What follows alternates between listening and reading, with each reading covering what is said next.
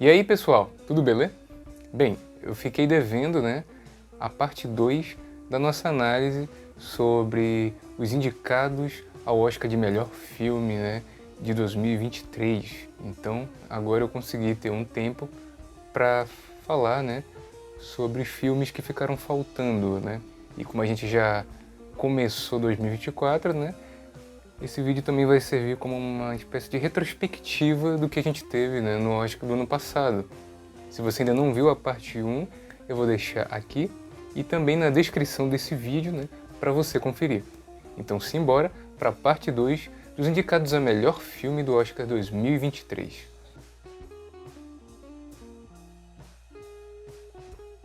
Então vamos começar com Entre Mulheres, meu sexto filme favorito, dos que foram indicados à categoria principal. Entre Mulheres é um drama escrito e dirigido por Sarah Polley. E, além de ter sido indicado na categoria de melhor filme, ele também foi indicado e venceu na categoria de melhor roteiro adaptado. Bem merecido, A história desse filme é fantástica e tem um roteiro sensacional. A história gira em torno de um grupo de mulheres de uma comunidade menonita que se veem em uma situação de constantes abusos sexuais noturnos por parte de alguns homens da comunidade. O filme já começa de uma forma bem instigante, mostrando a personagem vivida pela Rooney Mara acordando e se vendo cheia de manchas de sangue pelo corpo e sem ter a menor ideia do que aconteceu com ela. O que se segue é uma narração que contextualiza pra gente, o que significa aquilo tudo e explica sobre a existência de uma narrativa que era contada para elas, pelos homens, de que aquelas aparições, consistiam em espíritos malignos, de que elas deveriam orar, a Deus pedindo a expulsão desses demônios, até que em um fatídico dia, alguns desses homens que invadem os quartos das mulheres, são flagrados por outras mulheres e são perseguidos por elas, E é aí que elas começam a tomar consciência dos fatos. Somos apresentados então, as vítimas desses abusos que se reúnem e formam um grupo, de resistência, indo se isolar em uma casa ali numa região um pouco distante de onde elas moram, para realizar uma série de debates, quase que um concílio que se baseia num sistema de votação apoiado em 3 tópicos que elas deveriam decidir em prol de uma melhor condição da vida delas. Esses 3 tópicos são se elas deveriam ficar lá sem fazer nada a respeito, se elas deveriam ficar e lutar ou se elas deveriam fugir. O filme é baseado num romance literário escrito por Miriam Toews e publicado em 2018. O livro é inspirado em casos reais que aconteceram na colônia de Manitoba, uma comunidade menonita que vive ali numa região remota da Bolívia.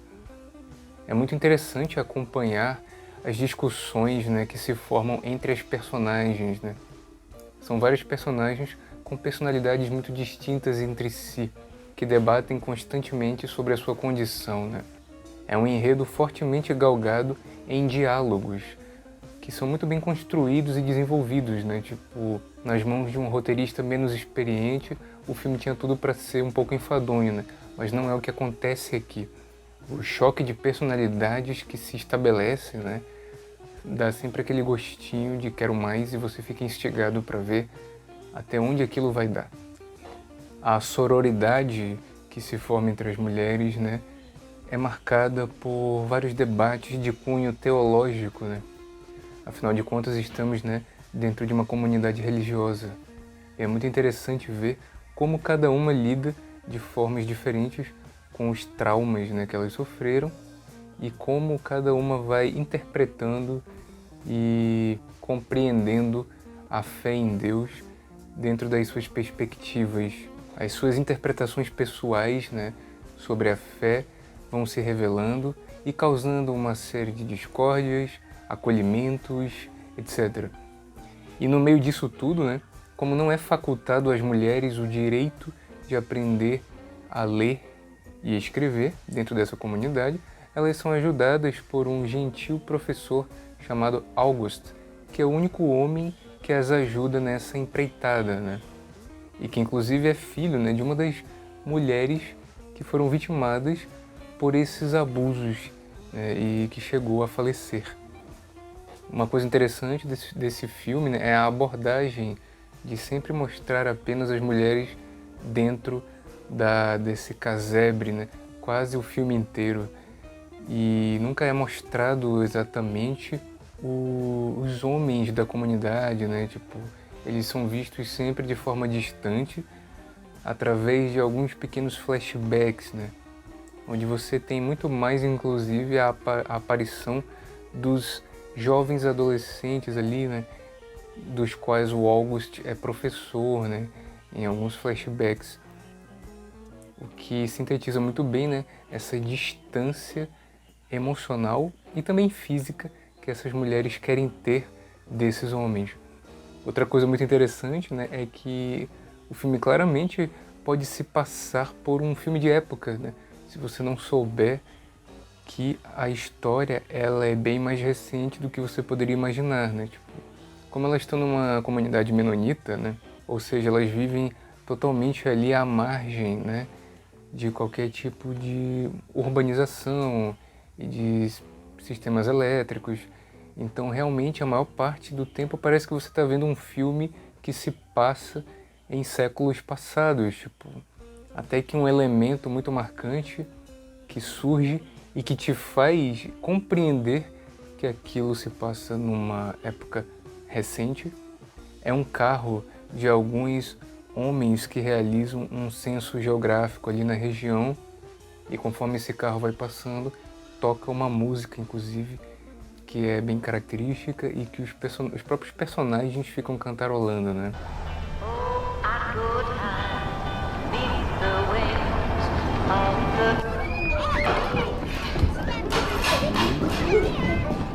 All residents must come out of their homes to be counted for the 2010 census.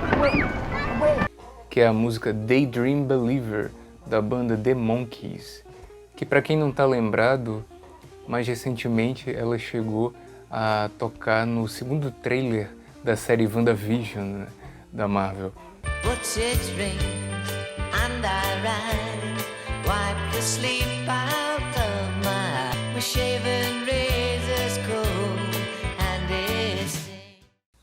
Enfim, é um filme super necessário, né? E que eu acho que vale a pena dar uma conferida pelo seu enredo fortemente galgado em diálogos e por se passar quase que totalmente em um único ambiente, né? Ele pode até se passar por uma daquelas adaptações de peças de teatro, né?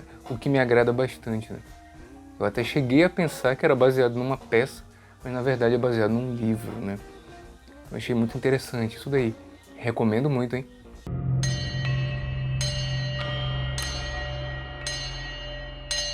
E agora vamos falar de Elvis. Without me, there would be no Elvis Presley. Things are too dangerous to say. Sing. Isso mesmo, o filme sobre o grande rei do rock. Além de ser indicado a melhor filme, o filme foi indicado a várias outras categorias, totalizando aí 8 indicações, né? Contando com a de melhor ator para Austin Butler, a de melhor direção de arte, a de melhor fotografia, figurino, montagem e som. Bem, podemos dizer que Elvis foi um dos grandes filmes, né, de 2022. Ele consegue sintetizar muito bem ali o choque, né, entre a vida pessoal e a vida pública, né, do ícone do rock, abordando, né, a sua vida desde as suas origens até o momento de sua morte. Uma cinebiografia muito interessante de acompanhar. A direção do Baz Luhrmann aqui me agrada muito mais do que em outros filmes do diretor, né? Que é conhecido, né, pelas suas excentricidades, né? Sobretudo em sua montagem muito frenética.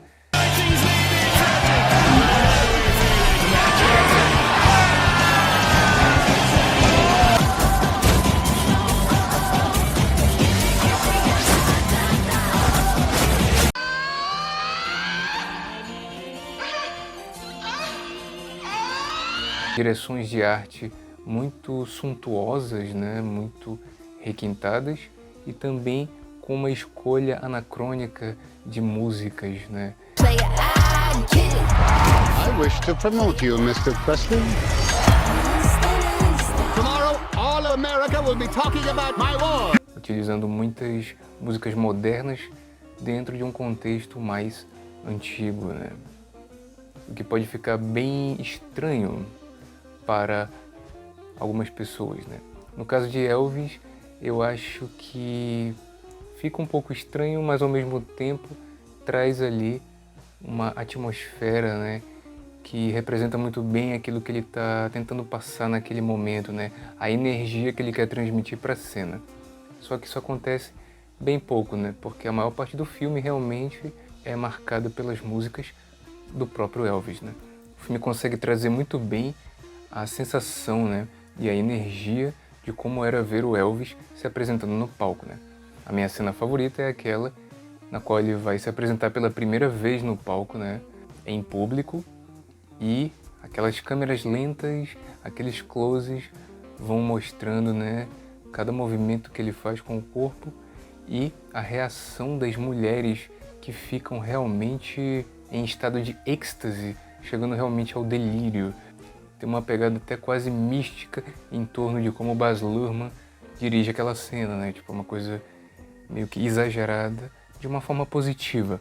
O Austin Butler tá perfeito, né, como Elvis, e é incrível como ele consegue realmente transmitir na performance e no modo como ele trabalha a voz.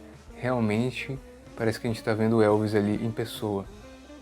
O roteiro é muito dinâmico, né, muito criativo, e o enredo toca tematicamente num ponto que a gente não está muito acostumado ao ver quando se trata de Elvis Presley, que é a sua complicada e conturbada relação com o seu empresário, Tom Parker, que aqui é interpretado por Tom Hanks numa maquiagem muito bem feita, que envelhece ele, né, vários anos aí, e que torna esse filme merecedor, né, da indicação aí a melhor maquiagem, né? O Tom Hanks ficou muito bem, né, visualmente, como velhinho. Quanto à sua atuação, eu sei que muitas pessoas não gostaram muito do jeito do Tom Hanks atuar, né? Acharam caricato, e inclusive, né, isso rendeu ao ator uma vitória ali no Framboesa de Ouro de pior ator coadjuvante. Eu particularmente não achei nada muito ruim assim, pelo contrário, né? Acho que o Tom Hanks convenceu muito como Tom Parker. Realmente a representação que ele faz é a de um senhorzinho bem creepy, né? E eu acho que exatamente foi essa a intenção, né? Um cara que ao mesmo tempo que consegue ser dócil, compreensível e tudo mais, também consegue, por outro lado, ser muito impositivo, né? E bem controlador mesmo, né? Só que de uma forma não muito caricata e sim sutil na maneira como ele consegue manipular o Elvis. Achei isso bem interessante. Eu definitivamente não estava esperando ver um verdadeiro vilão dentro de uma cinebiografia, né? Mas foi essa sensação e ficou bem interessante. Não é aquele tipo de vilão que é absolutamente maligno o tempo inteiro, né? Ele tem camadas ali interessantes. Eu fiquei bem surpreso de ver essa faceta da vida do cantor, né? Da qual eu nunca tinha ouvido falar até assistir esse filme, né? Realmente eu não sabia que o Elvis vivia essa relação abusiva, né, com o seu próprio empresário, que reflete muito também do que acontece com vários artistas, né, dentro do showbiz. Além das boas interpretações, o filme tem uma montagem soberba, assim, uma das coisas que eu mais gostei no filme, e também um uso muito interessante de design gráfico e de motion design ali, né, na apresentação de informações textuais, né, que dão ao filme uma estética única e que combina muito, né, com a suntuosidade ali da vida do rei do rock, né, que era tão excêntrico quanto o Baz Luhrmann também é, né, como diretor.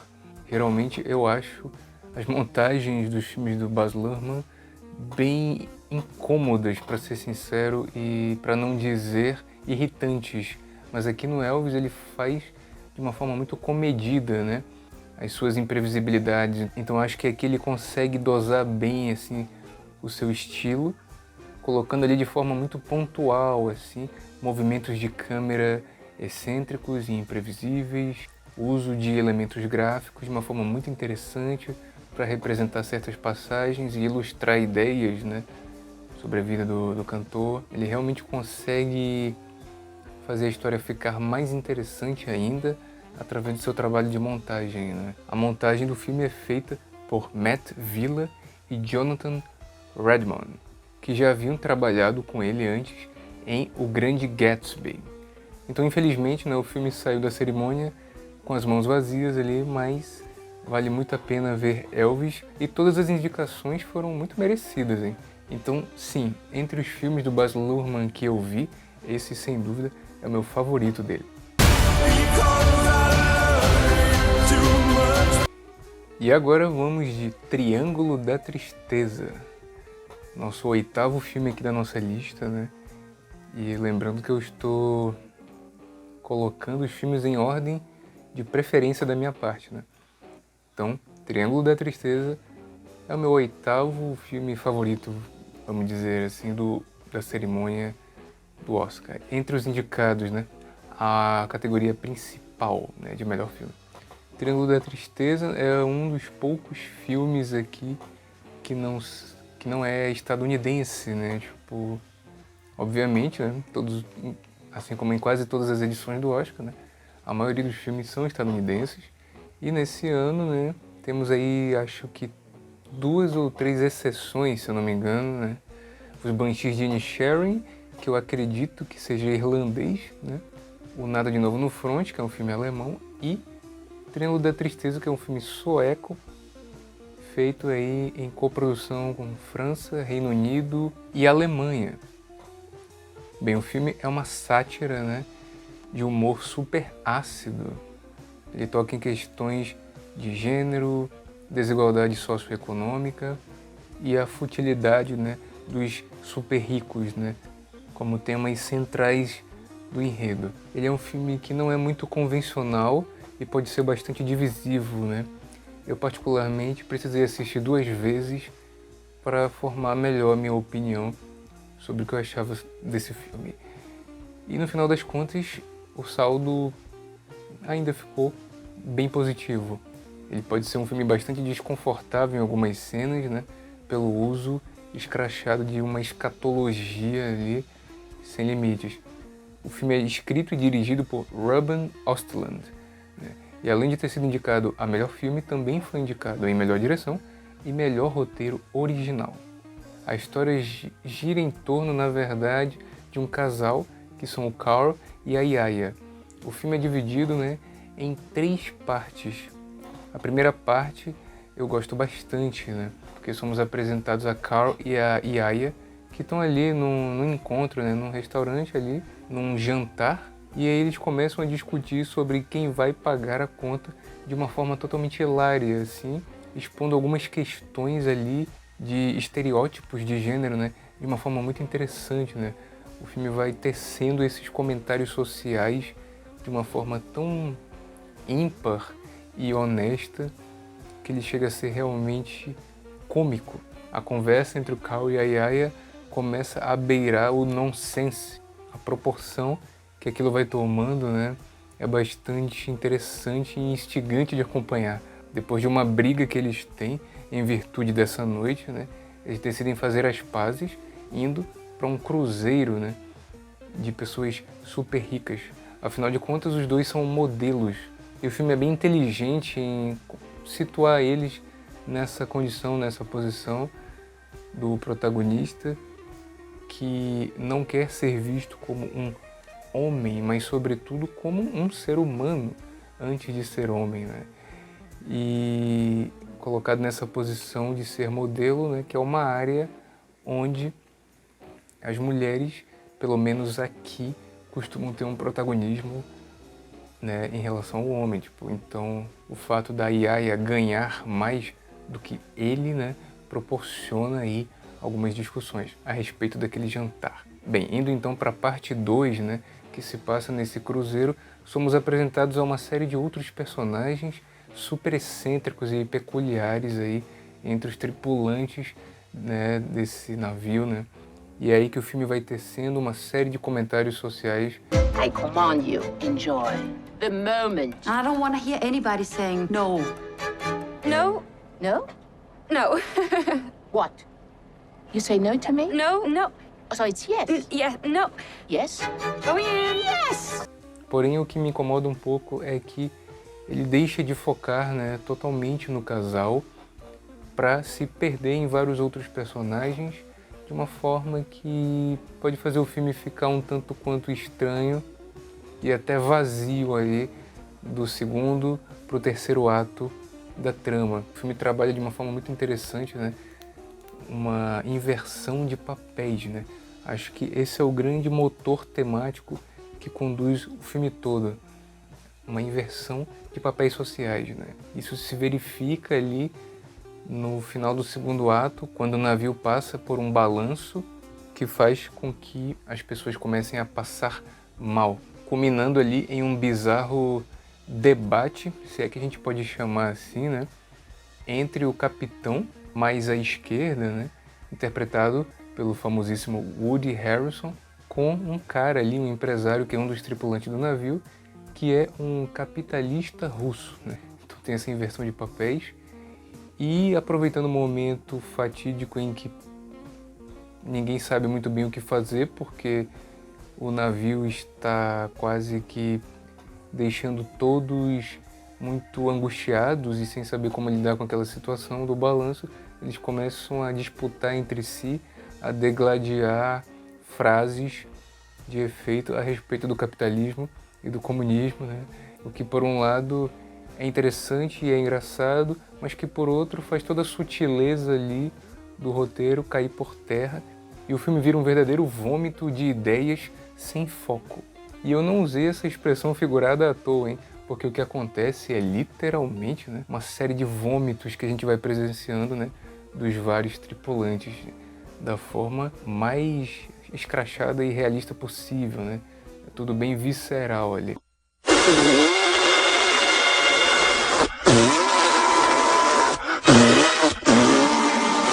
Até que em determinado momento, né, um grupo de piratas parece cruzar com o navio e joga uma granada que explode parte do navio e mata, né, algumas pessoas ali, alguns de seus tripulantes. Temos então um corte muito abrupto para o terceiro ato, que assim como o primeiro, né, também me agrada bastante, né? O segundo também me agrada, mas um pouco menos do que os outros dois, que é quando eles vão parar numa ilha, né? E o hilário é que a camareira do navio acaba se tornando a líder, uma espécie de líder tribal ali de todo mundo, já que ela é a única que sabe como se cuidar nessas circunstâncias, nessas situações. Ela é a única que sabe pescar, fazer uma fogueira, etc. Então ela vira ali uma espécie de comandante, como ela gosta de ser chamada. Então essa inversão de papéis sociais, né, é o grande trunfo do filme, é o que faz ele ficar tão interessante. E aí a gente vai recobrando, né, ali o foco no Carl e na Yaya. De uma forma que, de novo, não me agrada tanto, porque eles ficam esquecidos grande parte da trama, né, para depois a gente voltar a revê-los aos poucos, né. Eu acho que a gente podia ter acompanhado os dois como protagonistas ao longo da trama inteira, né. Porém, o filme consegue recobrar ali a relação do casal através de conflitos existentes na ilha, relacionado então a essa liderança da comandante ali, que é a Abigail, né? Bom, o fim pode ser bastante frustrante para alguns, ao mesmo tempo que é interessante. Porém, como é um final aberto, fica um sentimento bem indivisível com relação a esse final, né? Entretanto, é um filme que vale a pena dar uma conferida. Ele é muito interessante, uma sátira muito bem planejada e construída, apesar dessas pequenas ressalvas aí que eu faço. Bem, agora vamos, né, para dois grandes sucessos de bilheteria, né, do ano. Bem, assim como em quase toda edição do Oscar, eles reservaram de novo, né, mais um lugarzinho para um filme que é o mais comercial, né? Aqueles filmes que são os mais populares e que foram sucessos de bilheteria, né? No caso desse ano, nós tivemos nada menos que 2 grandes continuações de alguns dos maiores sucessos aí da história do cinema, para atrair, né, mais público para a cerimônia do Oscar, né, que se tratam de Avatar, O Caminho das Águas, que é a continuação, né, do estrondoso sucesso de bilheteria Avatar, de 2009, e Top Gun Maverick, que é a continuação de um popular filme dos anos 80, estrelado por Tom Cruise. Eu particularmente confesso que eu não sou lá tão fã assim de nenhuma dessas 2 franquias. E aqui a gente fala, né, então, das posições 9 e 10 da nossa lista, que são os filmes, né, que eu menos gostei.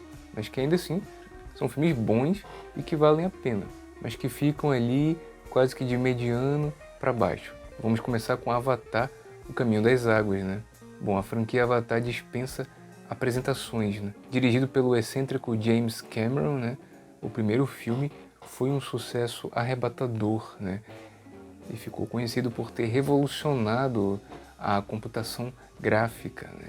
Com o seu uso ímpar da técnica de captura de movimento de uma forma nunca antes vista no cinema, né? Uma tecnologia que demorou aí anos para ser desenvolvida. I just want to keep my family safe.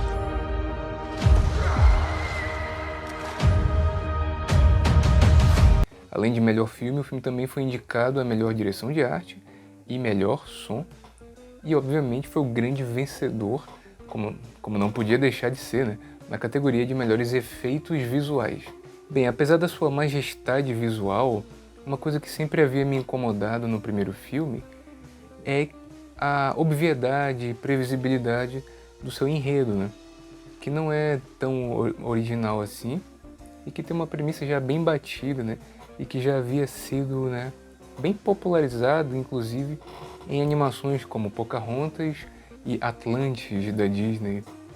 É um filme que reproduz, né, alguns dos mesmos arquétipos que a gente já está acostumado a ver em filmes de romance e de narrativa clássica. Porém, ele expande de uma forma muito satisfatória, né, a mitologia de Pandora, né, focando nos filhos do casal, né, Jake e Neytiri, né, e abordando ali o conflito geracional existente na família. Além disso, o filme acerta em cheio ao introduzir um outro povo além dos Na'vi, né, que povoam ali o planeta, né, numa região mais afastada, que é o povo, né, da água ali, e de quem os Na'vi vão pedir auxílio para enfrentar, né, a nova ameaça que se forma, que é representada pelos recombinantes, um grupo de pessoas, né, que na verdade são alguns dos colonizadores mortos no final do primeiro filme, que retornam, né, através da implantação da memória deles em corpos Na'vi. Eles são liderados justamente pelo vilão do primeiro filme, né, o Coronel Miles, que empreende ali uma caçada básica por vingança. Tá bom. Detalhe, ele tem um filho humano, que é o Spider, que foi criado pelos Na'vi e vive entre eles. Então ele vai ser uma espécie de peça-chave ali entre os dois grupos, né, no sentido de adquirirem vantagem no meio dessa guerra que vai se formar entre eles. Avatar 2 consegue desenvolver muito bem os temas, né, que são presentes desde o primeiro filme, né, como o preconceito, a relação com a natureza, a preservação do meio ambiente ali e a questão da valorização da família e das relações sociais. Na minha opinião, ele consegue superar o primeiro filme. O visual continua, né, de encantar os olhos, né, sobretudo as texturas, né, dos elementos, principalmente a da água, né. A grande parte desse filme se passa, né, ali perto de ambientes com muito mar ou no fundo do mar, né, o que é sempre uma dificuldade a mais quando se trata da computação gráfica, né. Então é um filme realmente maravilhoso nesse aspecto visual. Então minha única frustração com a franquia é que, infelizmente, né, apesar dessa revolução digital, né, dessa revolução visual, isso não veio acompanhado de uma revolução narrativa, né, ou mesmo num reaproveitamento único de elementos clássicos como acontece com Star Wars, por exemplo, né, que une muito bem, né, a inovação da sua história, né, dos elementos que compõem sua história, com uma grande evolução tecnológica por trás, né, para contar aquela história. Né. Avatar não, ele prioriza muito mais a questão da evolução tecnológica, assim, entregando uma história que não está à altura, né, dessa qualidade tecnológica, vamos dizer assim. Então, apesar de ser uma franquia um pouco supervalorizada por causa desse aspecto, acredito que vale muito a pena dar uma conferida, principalmente em Avatar 2, né, tipo, que consegue ir além do que o primeiro filme já tinha proporcionado.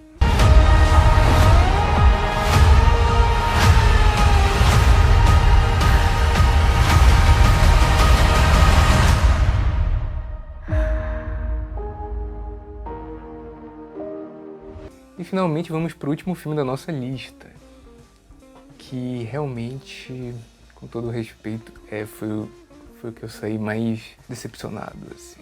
Tô falando de Top Gun Maverick, que além de melhor filme também foi indicado a melhor roteiro adaptado, melhores efeitos visuais, melhor canção original e melhor montagem. E ganhou na categoria melhor som.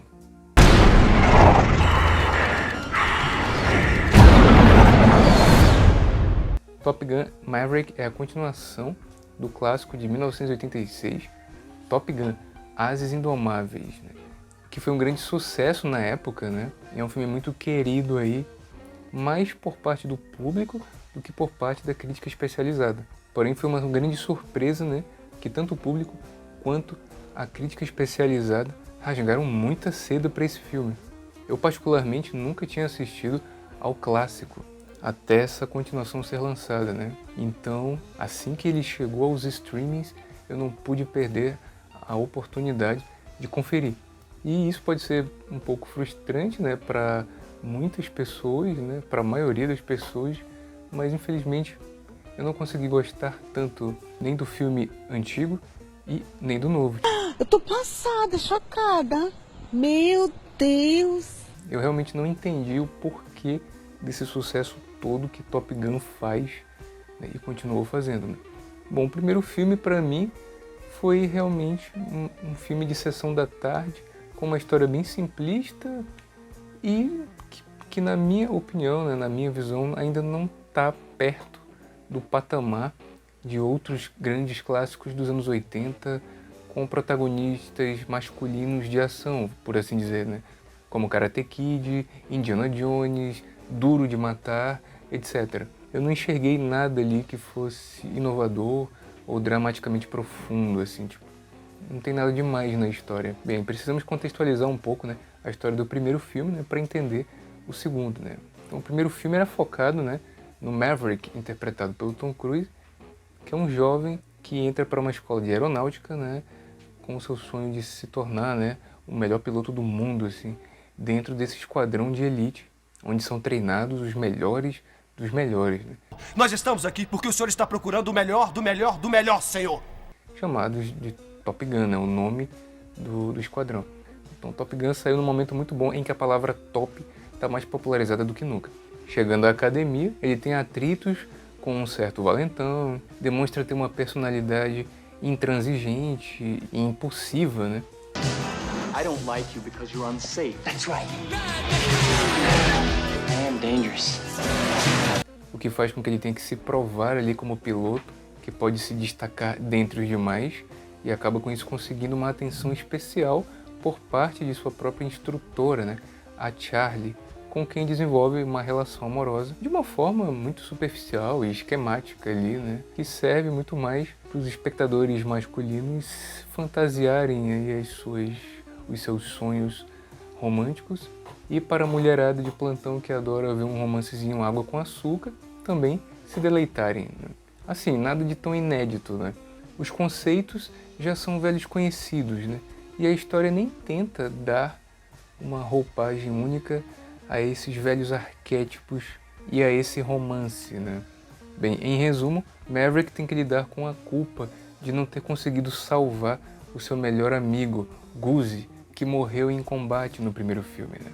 Então o segundo filme vai trabalhar muito bem essa questão da culpa que ele ainda sente, né, pela morte do Goose, né?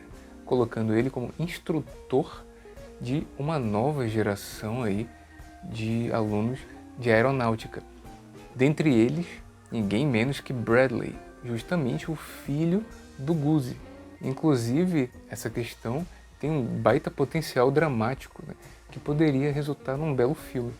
Mas não foi isso exatamente que eu vi aqui, né? Um estranhamento aqui e outro acolá, uma cara feia aqui e outra ali, e é isso, tipo, vamos combinar que os conflitos entre o Maverick e o Bradley não são lá essas coisas todas, né? Bem, no primeiro filme, Maverick desiste, né, de continuar com o esquadrão por causa da culpa que ele sente, até ser convencido pela sua amada a voltar. Nisso que ele volta, né, eles conseguem vencer a batalha, para o filme ter aquele finalzinho alegre, né, e ele, ainda por cima, fica com a mulher. Claro, né? Bem, pelo menos até a continuação, né, onde do nada a gente vê ele já com uma outra mulher, interpretada por Jennifer Connelly, que ninguém sabe nem de onde veio. Perdão, quem? E apesar do filme apostar fortemente na nostalgia do público e dos fãs, apesar de todos os personagens, repito, todos os personagens do filme original serem citados e mencionados, a única que não é sequer mencionada é justamente a Charlie. O que é muito estranho, né? Porque, teoricamente, ela deve ser uma das pessoas mais importantes da vida do Maverick e que foi o amor da sua vida, certo? Achou completamente errado, otário! É no mínimo estranho e conveniente que eles tenham trocado a Kelly McGillis pela Jennifer Connelly, né, que pelo menos aparenta ser bem mais jovem do que ela, né? Tipo, bem mais jovem do que a Kelly tá hoje em dia.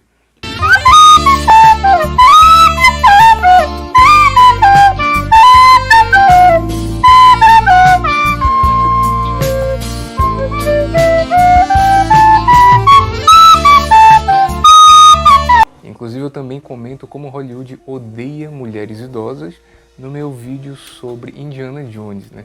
Então, se você ainda não conferiu, corre lá, vou deixar aqui também na descrição desse vídeo. Meu Deus, até a personagem da Meg Ryan, que era a esposa do Goose, reaparece no segundo filme através de um flashback ali. E a Charlie, nada, mano, nada sobre ela. É muito estranho. Apesar do filme ter um ritmo bem legal, né, de acompanhar, né, a história dele realmente não tem nada além do que eu já poderia esperar de um filme mais mainstream, né, de um filme comercial. Tom Cruise tá operacional no papel, né, assim como no primeiro filme, mas o Maverick é um personagem no mínimo controverso, né, se você parar pra pensar que esse senso de rebeldia e de autonomia que parece ser idealizado, né, pelos próprios filmes, fica um pouco mais complicado quando a gente está falando de um piloto, né, manobrando aí um avião, ou jato, um caça, não sei como é que é o nome técnico mais adequado, né, militar, né, tipo, então é aquele tipo de coisa que meio que a gente tem que dizer, ao invés de não façam isso em casa, crianças, a julgar pelo tanto de homens que admiram, né, o Maverick, e mulheres também, né, a gente precisa dizer, não façam isso em casa, adultos, hein. Hoje eu gostaria de falar com vocês sobre coragem. Sabem, coragem não significa apenas ser destemido e enfrentar o perigo. Então nesse filme, claro, temos um outro valentão super genérico que aparece ali para bater de frente com Bradley, mas que nem é desenvolvido direito pela própria trama e que depois reaparece do mais absoluto nada num Deus Ex Machina para salvar, né, o Maverick e o Bradley, né? Acrescente a isso uma aluna que está ali no meio, né, dos alunos, que parece só fazer uma representatividade de meia tigela ali, só para dizer que, opa, agora temos uma mulher no meio de todos aqueles homens, né? Diferente do filme original, né? E diga-se de passagem, uma mulher que não é interesse amoroso de ninguém, hein? Só para no final das contas ser uma personagem que nem é também bem explorada, para além de uma aluna genérica, assim como todos os outros são. Inclusive, isso no mesmo filme em que você tem, né, uma outra mulher que é um interesse amoroso do protagonista e que tá ali só zanzando na trama ali. E é isso. Função narrativa? Cadê? Não sei. E ele ainda conseguiu a façanha de ser indicado na categoria de melhor roteiro adaptado, né? Juntamente com filmes excelentes aí, como Entre Mulheres e Glass Onion. Eita, lobby violento esse, hein? Bem, eu não preciso dizer que tecnicamente, né, é um filme muito interessante, né? Principalmente, né, nos embates aéreos, né, onde ele se utiliza muito de efeitos práticos, o que contribui ali para as cenas aéreas serem muito realistas e com o uso pontual do CGI, né? Contra um, ele tá brincando. Que é isso? Então, sem dúvida, ele supera o original, né? Em suma, o filme está muito longe de ser horrível, né? Mas também um dos melhores filmes do ano. Eu achei um pouco demais. Então, se você é fã de Top Gun, né, e gostou demais do filme, né, eu só posso dizer duas coisas pra você. Em primeiro lugar, não fique com raiva de mim. E em segundo lugar, eu tenho inveja de você. Eu queria ter sentido essa coisa toda, mas não deu. Inclusive tem um outro filme do Tom Cruise, em que ele também faz um protagonista que tem que desafiar o sistema para fazer o que é certo, com direito a uma amizade, né, que vai se desenvolvendo de uma forma muito singela e com um arco ali romântico também, super caliente, com uma mulher que, aliás, é uma mãe solteira que tem um filhinho, hein? Tudo isso com uma bela conclusão de superação ali no final. Bom, falando assim por alto e tirando o elemento da ação, né?